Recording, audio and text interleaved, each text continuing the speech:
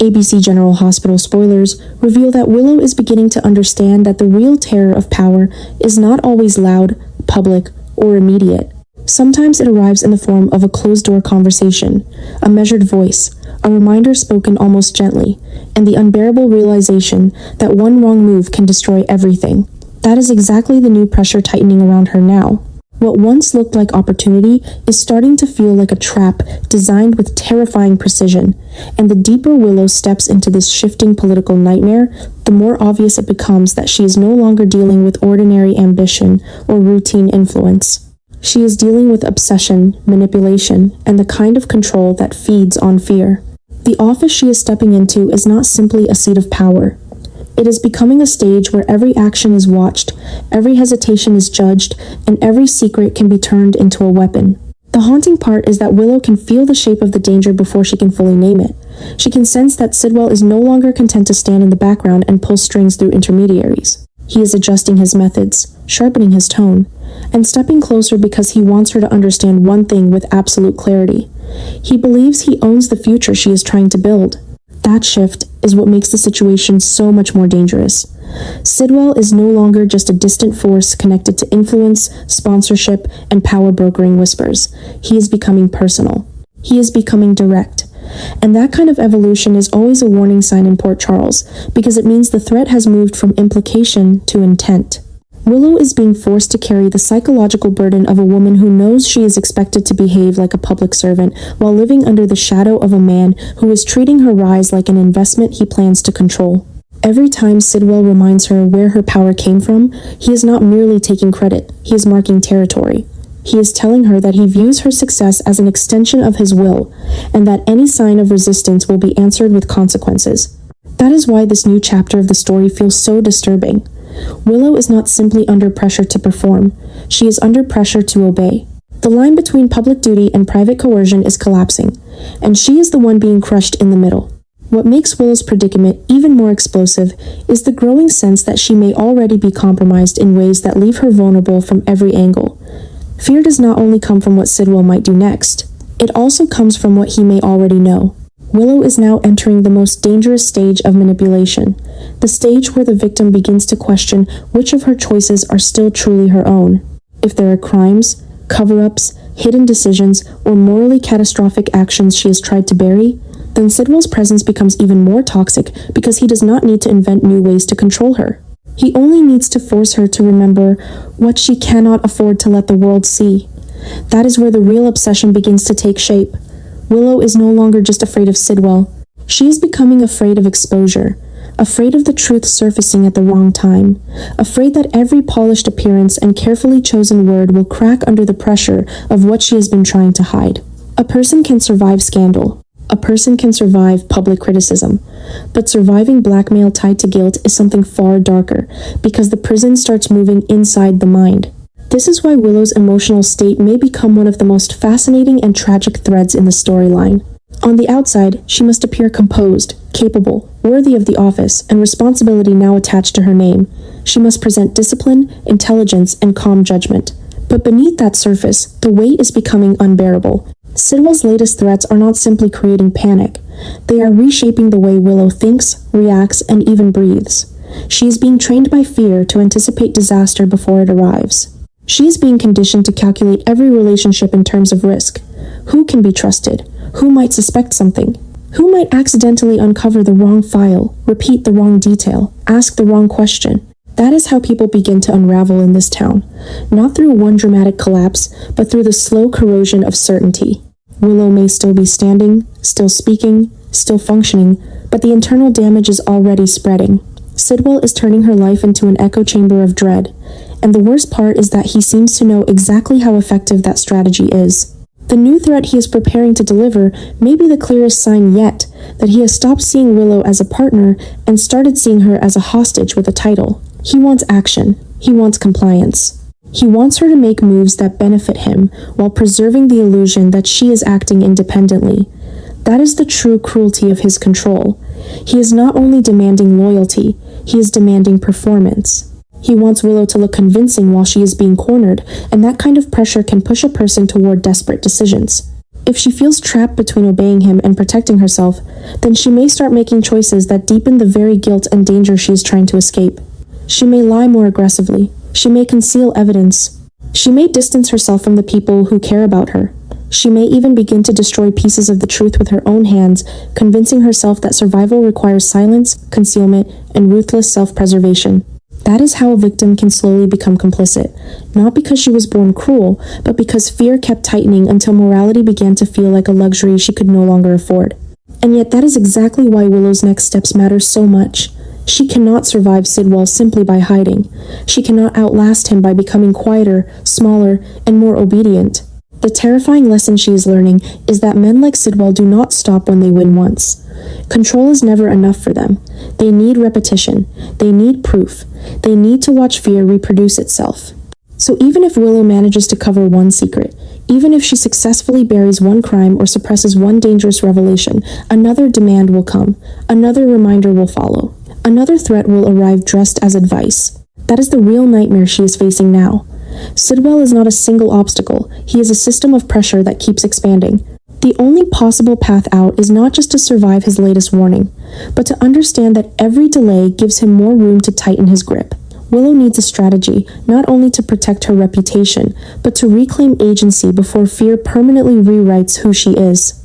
There is something especially gripping about the possibility that Willow's battle will unfold on two fronts at once. On one side, she is fighting to maintain control of the public image that now defines her role.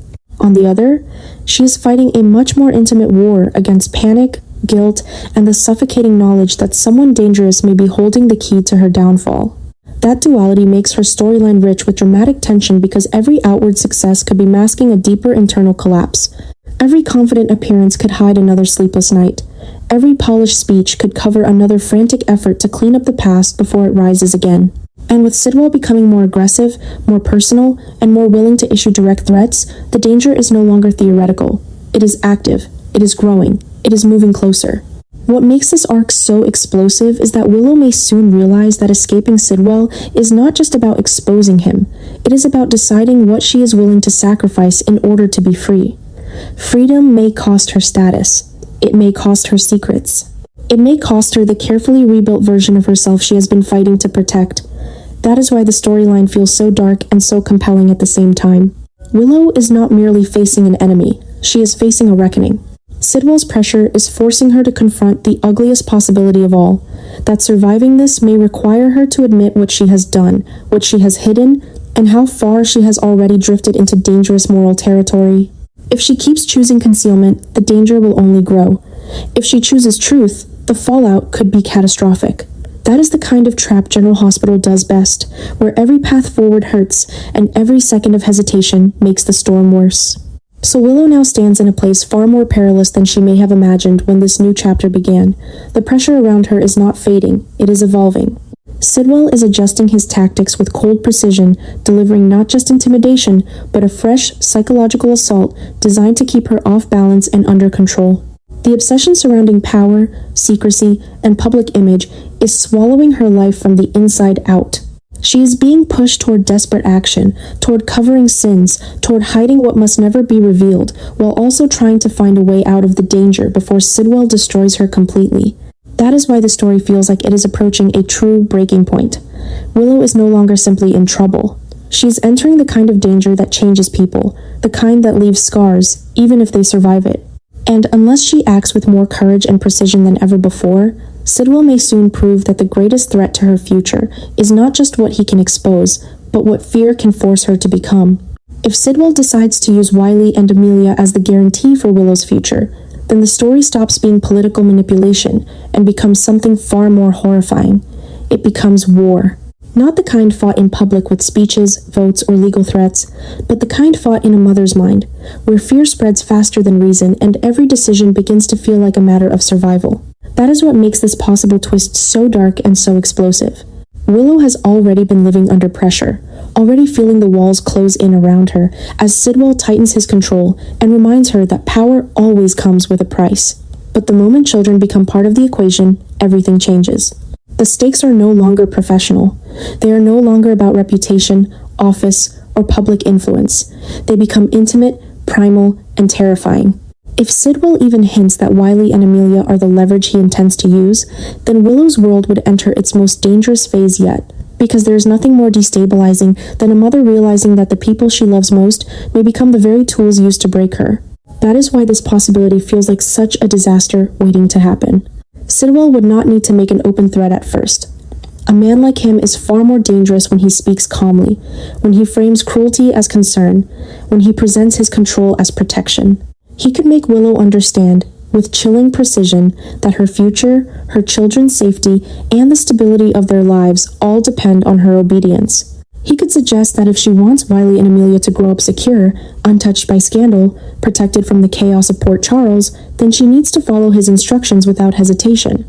That kind of manipulation is what makes the situation truly monstrous. It is not just blackmail, it is psychological colonization. It is taking a mother's deepest instinct to protect her children and twisting it into a weapon against her. Willow would not simply hear a threat. She would hear the nightmare beneath it. She would hear the possibility that one wrong move could bring danger to the two innocent lives she is trying to hold together. And once that line is crossed, Willow's darkness would deepen in ways that are impossible to ignore. Fear like that changes a person.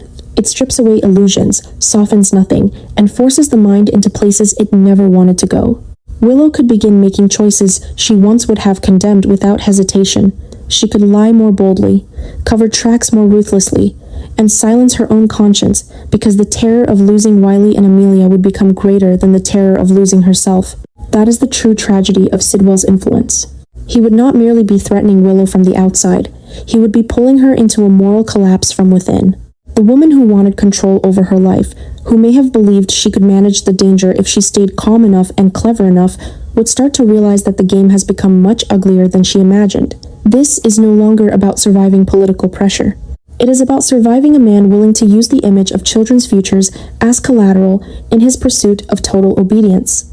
That is also why this storyline could erupt into one of the most shocking new battles in General Hospital. Willow would not just be fighting Sidwell. She would be fighting panic, guilt, secrecy, and the unbearable pressure of trying to look stable while everything inside her is collapsing. Every moment with Wiley and Amelia would suddenly carry a shadow. Every ordinary scene of motherhood could become laced with dread, because she would no longer be able to separate love from fear. Sidwell's greatest weapon would be making her feel that danger is everywhere, that even peace is temporary, that even a quiet home can become a battlefield if she refuses to cooperate. This is the kind of psychological warfare that leaves permanent damage. It makes Willow more isolated, more paranoid, and more vulnerable to bad decisions. She may begin shutting out allies. She may stop trusting the people who truly want to help her. She may believe that silence is the only way to keep her children safe, even as that silence gives Sidwell more room to tighten his grip. What makes the situation even more explosive is that Willow would eventually reach a point where fear turns into fury, and that is when the story becomes truly combustible. A frightened mother can be controlled for a while, but a mother pushed too far becomes something far more dangerous. If Sidwell makes Wiley and Amelia the center of his leverage, he may think he is guaranteeing Willow's obedience, but he could actually be creating the conditions for her rebellion. That rebellion would not be clean or simple. It would be desperate, emotional, and full of risks. Willow might start plotting in secret, looking for cracks in Sidwell's empire, searching for any way to outmaneuver him before he can strike again. She might begin realizing that protecting her children does not mean surrendering forever. It means ending the threat at its source. That is where the war truly begins. Not when Sidwell makes his move, but when Willow finally understands that compliance will never buy lasting safety. It will only buy time. This is what makes the potential arc so gripping. Sidwell using Wiley and Amelia as the guarantee for Willow's future would not just be another villain move. It would be a catastrophic escalation that forces Willow into the darkest emotional territory she has faced yet. It would prove that the danger around her is no longer contained or abstract. It is personal. It is merciless. It is expanding. And it would trigger one of the most powerful kinds of conflict GH can deliver. A mother cornered between terror and rage, between silence and resistance, between protecting her children by submitting and protecting them by fighting back. That conflict alone is enough to make the storyline explode. So yes, if Sidwell starts treating Wiley and Amelia as leverage, then Willow's world would become darker than ever before. It would signal a new disaster rising, a fresh shock detonating at the center of her life, and a brutal new chapter in which every choice comes with devastating consequences. But it would also set the stage for a war that could redefine Willow completely. Because once her children are dragged into Sidwell's game, this stops being a story about pressure and becomes a story about survival. And in Port Charles, survival stories rarely stay quiet for long. They burn, they break, and they leave behind consequences that no one can escape.